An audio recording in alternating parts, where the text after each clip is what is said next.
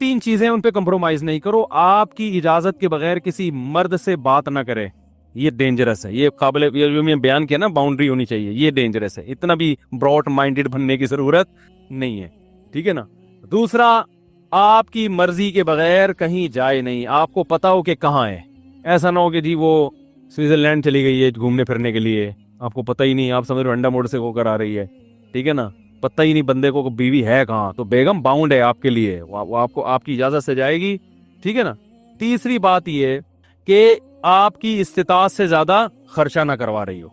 अगर इस बेस पे रोज रोज झगड़े हो तो आदमी पागल हो जाते हैं। इस्तिताअत से ज्यादा तो कोई भी नहीं खिला सकता ना। ये 2-3 मोटी मोटी चीजें हैं। और दीनदार आदमी के लिए पर्दा भी करती हो, क्योंकि दीनदार आदमी ये बेपर्दी वाली बेगैरत बर्दाश्त नहीं कर सकता। इसमें थोड़ा फर्क है दीनदार और बेदीन का। तो और नमाज, हमारी राय में नमाज पे भी हम कॉम्प्रोमाइज, नमाज बेनमाजी नहीं चलेगा भाई हमारे से। नमाज पढ़नी है, पर्दा करना है, शौहर की इजाजत के बगैर घर से बाहर नहीं निकलना। 3 चीजें कर रही है, बहुत अच्छी नेक बीवी मिल गई, बस गुजारा चलाओ उसके साथ।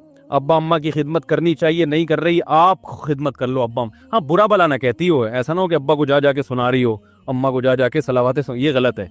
खिदमत नहीं कर रही तो बोलो इसने अपने बाप की नहीं की, तो ये मेरे बाप की कहाँ से करेगी। और आप कौन सा अपने बाप की खिदमत कर रहे हो मेरे भाई, आप कहाँ अपनी माँ की खिदमत करते हो। पहला हक तो बेटे का है कि अपनी माँ की खिदमत करे, सारा दिन कभी पूछता है नहीं, बीवी पे आगे रोब जमाता रहता है।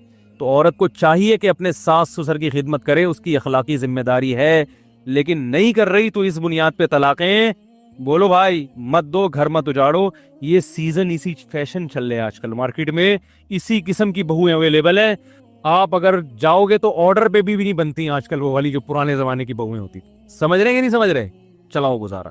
तो हाँ, मैं ये कह रहा था कि नहीं बनती, लड़ाई झगड़े हो रहे हैं भाई, बेगम को अलग। तो मैंने घर में कहा हुआ है कि बेटे बालिग होंगे अलग रहेंगे, हम खुद मिलने चले जाया करेंगे बहू से।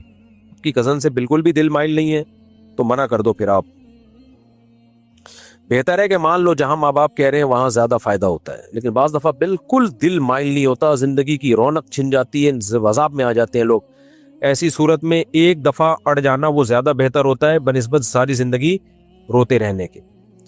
तो बिल्कुल ही दिल माइल नहीं है, थोड़ा बहुत भी दिल माइल है तो कर लो। जब शादी होती है मोहब्बत पैदा हो जाती है, माँ बाप का दिल ना दुखाओ तो ज्यादा अच्छा है। मेरे घर में बच्चे की विलादत है, चौर मोहम्मद, कोई मसला ये है कि हॉस्पिटल वाले ज्यादातर केस ऑपरेशन की तरफ लेकर जाते हैं, इसमें क्या करना चाहिए। ये बिल्कुल सही बात है। बाहर मुल्कों में अगर ऑपरेशन कर देना डॉक्टर, केस हो जाता है उसके खिलाफ। हमारे मुल्क में कुछ भी नहीं होता। तो गायनी की डॉक्टर और कसाईयों में थोड़ा सा ही फर्क रह गया है। अब कुछ गायनी की डॉक्टर अच्छी हैं जो ऑपरेशन नहीं करती, वो मैं आपको नहीं बताऊंगा क्योंकि मैं फिर यहाँ कमर्शियल हो जाऊंगा और किसी का कारोबार। और फिर दूसरी बात यह कि आज वो अच्छी है कल खराब हो जाए, नीयत बदलते हुए देर थोड़ी रखती है। तो इसलिए खुद तलाश करें, पता कराएं भाई ऐसे डॉक्टर्स, ज्यादातर लेडी डॉक्टर्स कहाँ हैं जो नॉर्मल डिलीवरी के केसेस ज्यादा हैं। हमने भी ऐसे ही तहकीक की थी, तो फिर वहां चले जाएं आप। मेरे साथ तो ऐसा हुआ था, जब अभी तो पौने 19 थे ना, अल्हम्दुलिल्लाह 19 अल्लाह का शुक्र है कंप्लीट हो गए। जब पौने 17वां की बात चल रही थी तो मैं यूरोप में था, तो लेडी डॉक्टर ने कहा था 100% ऑपरेशन है। तो हमारे घर वालों ने हिम्मत की, हमने कहा नहीं। तो ऐन वक्त पे मेरी सास भी थी और भी रिश्तेदार खवातीन थी, उन्होंने हॉस्पिटल चेंज किया, अल्हम्दुलिल्लाह नॉर्मल डिलीवरी हो गई। हमारे सामने तो खुद भुगते हुए हैं भाई हम, और दोस्तों के भी बहुत केस हैं। तो अब आदमी डॉक्टर से लड़ नहीं सकता उस मौके पे, क्योंकि बाज जेन्युइन केस भी होते हैं, वाकई वो ऑपरेशन की जरूरत होती है, उसमें बच्चे का मरने का खतरा होता है या माँ के मरने का, लेकिन ऐसे 1000 में 1 होते हैं। तो अब आप उन 1000 में है या नहीं है, तो उसका तरीका ये नहीं है कि ऐन वक्त पे आप डॉक्टर से लड़ें, बल्कि शुरू में ही ऐसी लेडी डॉक्टर का इंतखाब करें जिसके बारे में आपको पता हो कि इनके यहाँ 99% केस नॉर्मल होते हैं। तो ऐसी क्लिनिक यहाँ भी है, गुलशन इकबाल में क्लिनिक है, इधर भी है, यहाँ पे डिस्को मोड़ से आगे एक हॉस्पिटल है उधर भी है। तो इस तरह की कोई डॉक्टर देख लें, आप खुद ही तलाश करें, तो उम्मीद है कि इंशाल्लाह नॉर्मल। ऑपरेशन से बच्चे के नुकसानात बहुत हैं। अभी कल भी एक लेडी डॉक्टर का बड़ा अच्छा एक बयान आया है, उसकी एक पॉडकास्ट है, उसमें उसने कहा है जो बच्चा नॉर्मल डिलीवरी से होता है वो स्ट्रेस बर्दाश्त करता है, उसके लंग्स मजबूत होते हैं, और जो ऑपरेशन से होता है उस बच्चे के लंग्स कमजोर होने का खतरा होता है। नेचुरल ही है भाई, नेचुरल का कोई ऑल्टरनेट दुनिया में नहीं है, और बाहर मुल्कों में नेचुरल है। وہاں عورت کہہ رہی ہوتی آپریٹ کرو, ڈاکٹر کہہ رہے ہوتے نہیں, ان کو پتا ہے ہم پہ کیس ہو جائے گا. یہاں تو پوچھنے والا ہی کوئی نہیں ہے. ایسے ایسے میں آ رہے ہیں آپریشن میں, گردہ ہی پی گئے ایک. صحیح ہے, سمجھ رہے ہو, تجربہ کی آنکھ پہ آنکھ ضائع کر دی. ایسے ڈاکٹرز بھی ہیں ماشاءاللہ. مولانا طارق جمیل صاحب کو بیان کرنے سے روک دیا گیا اور پھر وہ پنڈال میں نہ پہنچ سکے, اس لیے رکاوٹیں بھی کھڑی کی گئی ہیں. ایسا کیوں کر رہے ہیں کابر تبلیغ؟ معین اختر سے کسی نے پوچھا کہ آپ کے ماموں کیا کرتے ہیں, اس نے کہا ماموں کی باتیں ماموں سے پوچھو. میں نے اپنے گھر آنے سے روک دیا ہوتا حضرت کو, آپ پوچھتے اتنے بڑے بزرگ کو آپ نے کیوں نکالا. تو تبلیغ کے اپنے اصول اور آداب ہیں. بہتر پتہ ہے کیا ہے کہ لفڑے میں پڑو ہی نہیں. ہم سے قیامت کے دن اس بارے میں سوال نہیں ہوگا. ہمارے لیے دونوں قابل احترام ہے بس. باقی جہاں اجتماعی نظم ہوتا ہے وہاں بہت ساری چیزوں کو لے کے چلنا پڑتا ہے. تبلیغ والوں کا ایک نظم ہے, ایک سسٹم ہے, ان لوگوں کا ایک پورا ایک نظام ہے, وہ تھوڑی اس نظام کو آگے پیچھے ہونے دیتے ہیں. جو اصولی طور پر ایک بات ہے جو بالکل بدیہی طور پہ غلط معلوم ہوتی ہے, دیکھو جہاں بھی انسان ہوتے ہیں آپس میں اختلاف ہوتے ہیں, لیکن میڈیا کی زینت نہیں بننا چاہیے. وہ میڈیا کی زینت نہیں بننا چاہیے. جو بھی روٹی کھائے گا, گوشت کھائے گا, کچھ نہ کچھ. اللہ نے صحابہ میں اختلاف کیوں کروایا؟ حالانکہ وہ تو رحماء بینہم ہے نا, تاکہ امت کے پاس یہ بھی ایک رہے بھئی یہ بھی ہو سکتا ہے. تو اہل سنت والجماعت نے کیا کیا جب صحابہ میں اختلاف ہو, بھئی دونوں ٹھیک ہیں, جو غلط فہمیاں تھیں ہو گیا اختلاف, تبھی ہم حضرت علی کو بھی جنتی اور سیدنا معاویہ کو بھی, سیدنا علی کو بھی جنتی, سیدنا معاویہ کو بھی جنتی. تو اس لیے لفڑے میں نہ پڑیں, زیادہ بہتر ہے. مفتی صاحب نام شیریں زادہ میرے والد صاحب کی زمین اور آب آپ اس حق میں بہتری کی دعا کر دیں, اللہ تعالیٰ انہیں صحت عطا فرمائے. دل سے دعا ہے بھائی, اللہ ان کو صحت عطا فرمائے. اگر رشتہ داروں میں کوئی غریب ہو تو اس کی مدد کے لیے زکوٰۃ دے سکتے ہیں. زکوٰۃ بتا کے دینی چاہیے, غریب ہو تو دے سکتے ہیں, ڈبل ثواب ملے گا. بتا کے نہ دیں, اس کو ہدیے کے نام پہ دیں. دل میں زکوٰۃ کی نیت کریں, زبان سے کہیں گفٹ ہے. اپنے حق کے لیے لڑنا چاہیے یا نہیں, شریعت کیا حکم دیتی ہے؟ دونوں طرح کی حدیثیں ہیں. کچھ حدیثوں سے ہمیں یہ پتہ چلتا ہے کہ اپنے حق کے لیے لڑنا چاہیے. جیسے حدیث میں آتا ہے من قتل دون مالہ فہو شہید. صحابی نے پوچھا یا رسول اللہ میرا مال چھیننے کوئی آئے تو میں کیا کروں؟ آپ نے فرمایا لڑو. فرمایا وہ بھی لڑ رہا ہے, فرمایا تم بھی لڑو.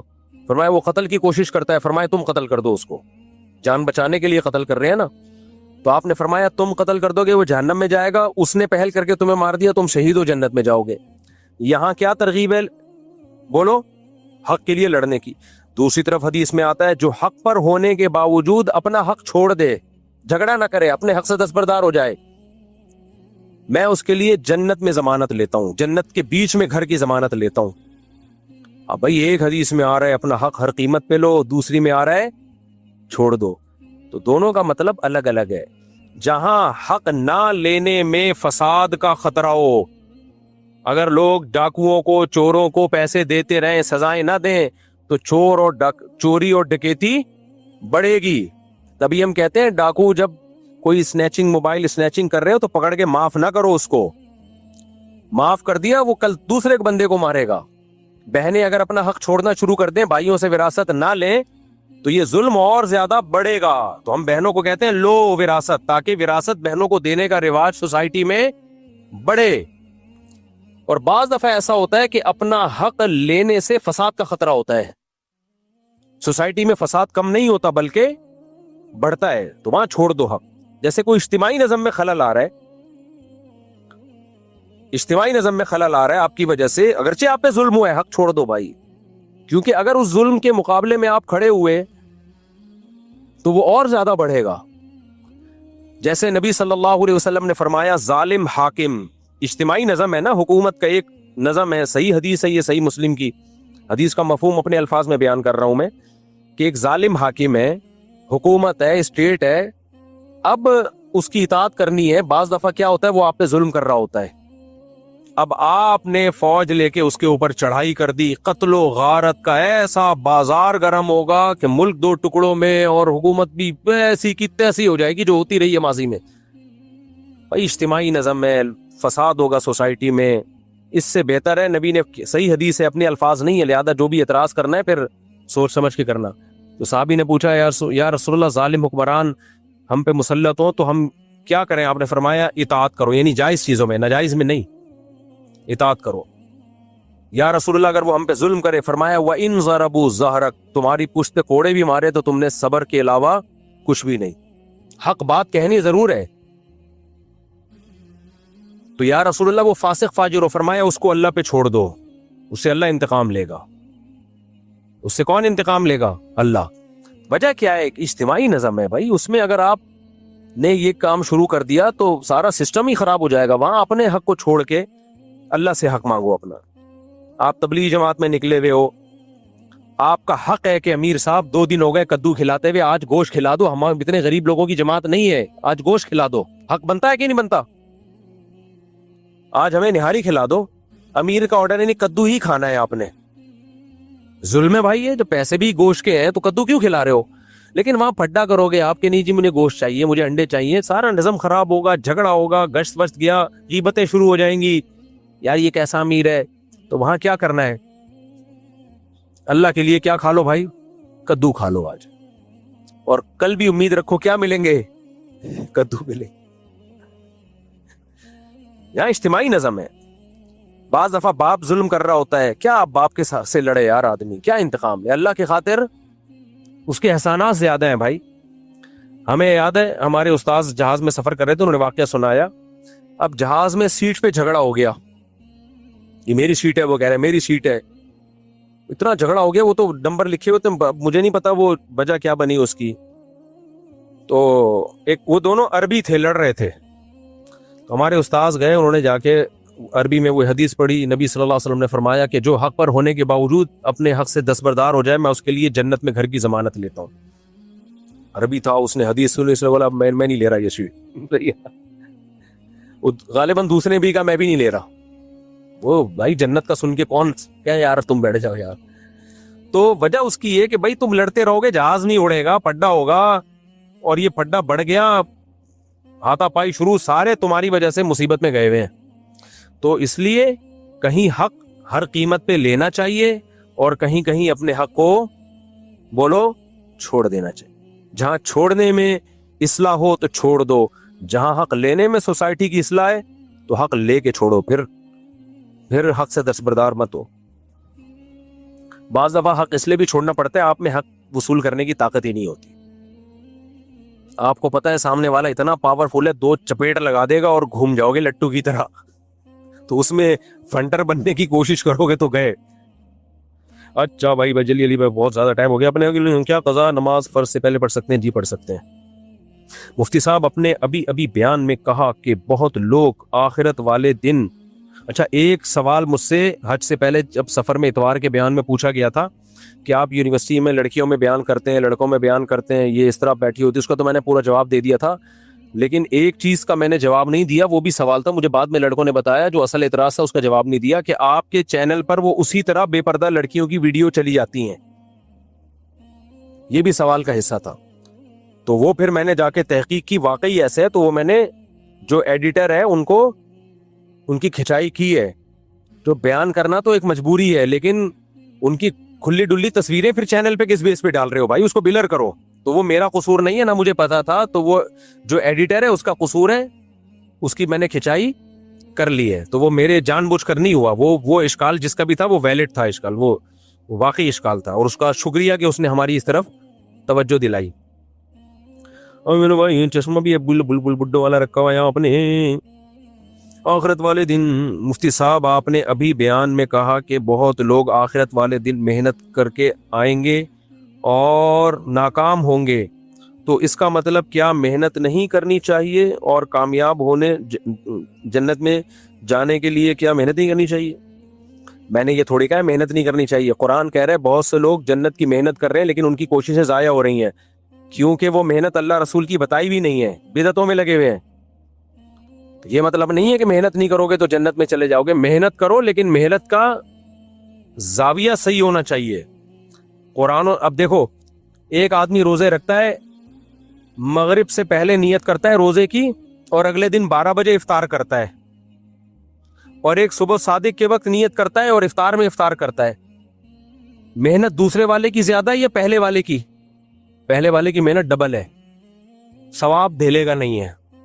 کیونکہ روزے کا ٹائم رات ہے ہی نہیں, روزے کا ٹائم صبح صادق سے لے کے غروب آفتاب ہے. آپ نے 24 گھنٹے کا روزہ رکھ لیا بے وقت. ایک آدمی فجر میں 2 رکعت پڑھتا ہے اور 4 سجدے کرتا ہے, دوسرا آدمی فجر کی 8 رکعتیں پڑھتا ہے اور 16 سجدے کرتا ہے. محنت کس کی زیادہ ہے؟ دوسرے کی. ثواب ٹکے گا نہیں ہے, بلکہ نماز واجب الاعادہ ہے, الٹا گناہ ہوا. تو تھوڑی محنت ہو, صحیح سمت میں ہو, اس کا ثواب ملے گا. اخپل طریقے سے محنت ہو رہی ہے, اپنی طرف سے محنت پہ محنت ہوئی جا رہی ہے, اس کا دھیلے کا ثواب نہیں ہے. جیسے میں نے بتایا تھا, احرام میں میلا کچیلا حاجی اللہ کو پسند ہے, لیکن آپ کیچڑ میں جا کے لت پت ہو رہے ہو احرام میں کہ میلا کچیلا پسند ہے. اب پسند نہیں ہے. صحیح ہے نا؟ جو اللہ کی طرف سے میل کچیلا آ گیا, وہ والا میلا کچیلا, وہ اللہ کی, اس کی نسبت کس کی طرف ہوگی؟ اللہ کی طرف. مصیبتوں پہ صبر کرنا فرض ہے, لیکن آپ نے اپنے آپ کو مصیبت میں ڈالا, رات کو لاکر کھلا چھوڑ دیا, ڈاکوؤں کو پاسورڈ بتا دیا کہ چوری ہوں گے میں صبر کروں گا, اب ثواب نہیں ہے. شد عقالہ وتوکل علی اللہ, نبی نے فرمایا اونٹ کو پہلے رسی سے باندھو, نگرانی کرو, پھر چوری ہو گیا تو پھر ثواب ملے گا. اونٹ ہی رسی سے نہیں بندھا ہوا تھا, پھر چوری ہوئی تھوڑی, پھر تو آپ کی حماقت کا آپ کو گناہ ملے گا. میں چاہتا ہوں جلدی مختصر جواب دوں, لیکن پھر لمبا بہت جلدی. میرے دوست کہنے میں دوسری جگہ سے سامان جلدی میں یہاں سے پڑھنا پڑتا ہے, کیا کریں, اس میں اپنا کمیشن بھی رکھا, لیکن اصل رقم تو اس کو نہیں بتائیں, سامان اپنے پاس رکھ کر پہنچائیں, اس سے ایڈوانس بھی لے گا, اور سامان نہ ملے تو میرا نقصان کم ہو. جب سامان سے پہنچ گیا تو اس نے پوری رقم مجھے دے دی, میں سے کمیشن وصول تو نہیں ہے. سامان اپنے پاس رکھ کر پھر اس تک پہنچایا, اس سے 500 روپے ایڈوانس بھی لیا, اگر وہ سامان نہ لے تو میرا نقصان کم ہو. نہیں بھائی, یہ طریقہ جائز نہیں ہے. دوست نے جب اپنے لیے کوئی سامان آپ سے منگوایا تو آپ اس کے وکیل ہیں, وکیل بغیر بتائے کوئی معاوضہ نہیں لے سکتا. جب بھی آپ کسی سے معاوضہ لیں گے تو ایگریمنٹ ہوگا اس کا, وہ معاوضہ بھی طے ہوگا. ایسا ہی ہے جیسے میں جا رہا ہوں بائک پہ, آپ نے مجھ سے لفٹ مانگی, مفتی صاحب مجھے بھی انڈا موڑ اتار دیں, میں گیا, میں نے کہا نکال 50 روپے. آپ کہیں گے کس بات کے؟ میں کہوں بھائی میں نے آپ کو سواری دی ہے, تو آپ کہو گے بھائی اس کے لیے پہلے سے ایگریمنٹ ہوتا ہے اور پیسے طے ہوتے ہیں, تو اس لیے آپ سے کسی دوست نے کچھ منگوایا تو آپ اس پہ کوئی کمیشن نہیں لے سکتے. ہاں, جس کا سامان اس کو دے رہے اس سے کمیشن طے کر سکتے ہو کہ بھائی میں تیرا سامان بکوا رہا ہوں. 2 پارٹیاں ہوتی ہیں نا, ایک بیچنے والی, ایک خریدنے والی. جس سے خرید رہے اس سے پہلے سے آپ ایگریمنٹ کر لو, بھائی میں تیرا سامان بکواؤں گا, اس کا اتنا کمیشن ہوگا میرا. اچھا میرے بھائی, یہ بھی ہو گیا میرے بھائی.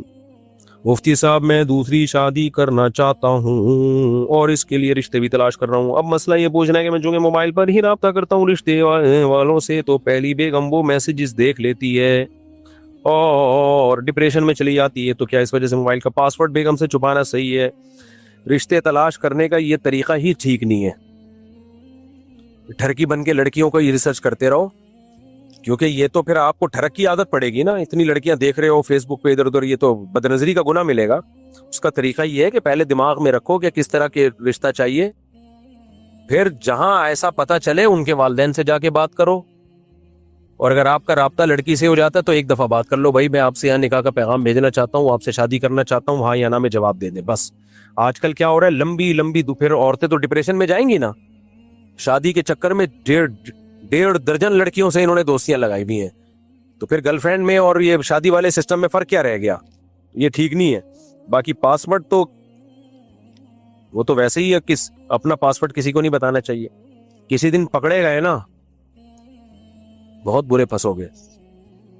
شریف آدمی تو نہیں پھنستا, لیکن آج کل شرافت مارکیٹ میں بہت کم چل رہی ہے. دوسرا, پاسورڈ اس لیے بھی نہیں بتانا چاہیے کہ آپ شریف ہوتے ہو, لیکن بعض دفعہ غلط فہمیاں پھیل جاتی ہیں. میں نے ایسے کیس دیکھے ہیں, کسی دوست نے لڑکی بن کے میسج بھیج دیا, آئی لو یو بول دیا, اور لڑکیوں والی آواز میں مذاق کیا. بیگم ایسی بدگمان ہوئی ہے, وہ قسمیں اٹھا اٹھا کے کہہ رہا ہے, لیکن دل خراب ہو گئے. تبھی اللہ اس کے رسول نے منع کیا کہ کسی کی پرائیویسی میں دخل اندازی مت دو, تاکہ بدگمان نہ ہو ایک دوسرے سے. ہم یہ منع ہے, غلط ہے. یہ جو خواتین اپنے شیخ اور مرشد کو اصلاحی خط لکھتی ہیں, علماء نے لکھا ہے وہ خط پڑھنا جائز نہیں ہے, اس لیے کہ اس میں عورت اپنے گناہ لکھ کے دے رہی ہوتی ہے اپنے کسی بھی جو مینٹور ہوتا ہے, کہ تاکہ مجھ سے یہ گناہ چھوٹے. شوہر پڑھ لے گا وہ بدگمان ہو جائے گا. تو حالانکہ وہ اصلاح کی نیت سے لکھ رہی ہے, وہ ٹھیک ہونے کے لیے کر رہی ہے. تو اس لیے اللہ اس کے رسول کے جو احکامات ہیں بھائی, کسی کی پرائیویسی میں مت گھسو. میں لوگوں سے کہتا ہوں کہ آپ نے اپنے لڑکوں کو لیپ ٹاپ دیا ہوا, کمپیوٹر دیا ہوا, جا کے پرائیویسی میں مت گھسو. اپنے بیٹے کی بھی مت چیک کرو ہسٹری میں کیا ہے, بدگمانی پھیلے گی اس سے. لوگ کہتے ہیں اس سے تو ہو سکتا ہے وہ غلط یوز شروع کر دے. بھائی غلطی کا موقع نہ دو. آپ بولو بھائی آپ کو کمپیوٹر بند کمرے میں, الگ کمرے میں بیٹھ کے استعمال کرنے کی اجازت ہے ہی نہیں. یہ نظام بناؤ نا. کیوں دھاڑ دھاڑ کر کے دروازے توڑ توڑ کے گھستے ہو؟ بیٹے کی دل میں کیا عظمت, باپ بیٹے کی نظر ملانے کے قابل نہیں رہتے. انسان گناہ سے توبہ کر کے اللہ کو راضی کر لیتا ہے. مخلوق جب بدگمان ہوتی ہے وہ کبھی بھی خوش نہیں ہوتی, وہ ہمیشہ کہے گی یار یہ گندا آدمی ہے. کتنے بڑے سے بڑا گناہ ہو جائے نا, گڑ گڑا کے توبہ کرو, اللہ سب مٹا دے گا. اللہ کہے گا مان لیا بس تو نیک ہے. نہ ابا مانے گا, نہ اماں مانے گی, نہ بیوی مانے گی, نہ شوہر مانے گا, نہ پڑوسی مانیں گے, نہ دوست مانے گا. اس لیے اللہ کے سامنے تو سب گناہ بھی ہوتے ہیں, توبہ بھی ہوتی ہے. لوگوں کے سامنے آپ کے گناہ آئیں گے میرے بھائی, آپ کی توبہ نہیں آئے گی. تو اس لیے اسلام نے حکم دیا ایک دوسرے کی پرائیویسی میں گھسنے کی کوشش مت کرو, اور اگر کسی کا گناہ پتہ چل گیا تو اس کو چھپاؤ, پردہ ڈالو, اس کو توبہ کا موقع دو, سنبھلنے کا موقع دو. تو نوجوانوں کی نگرانی بھی کرنی ہے.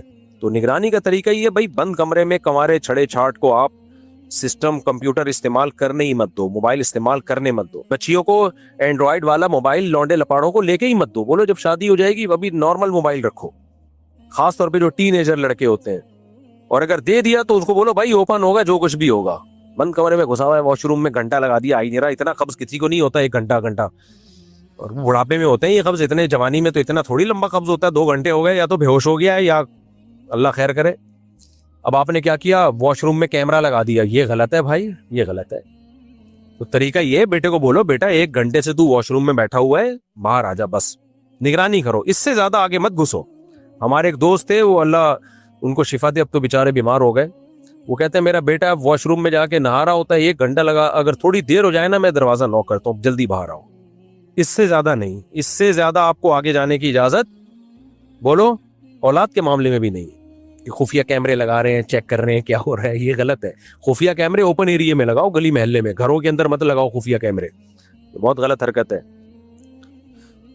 تو مفتی صاحب اکثر ٹرین میں سفر کرتا ہوں حیدرآباد سے کراچی, لیٹ ہونے کی, آپ تو بڑے ہوئے ہوگے ٹرین میں, کیونکہ جو ٹرینوں میں سفر کرتے ہیں آدھی زندگی پھر ان کی ٹرین میں ہی بڑے ہوئے, اتنی لیٹ ہوتی ہے ٹرین.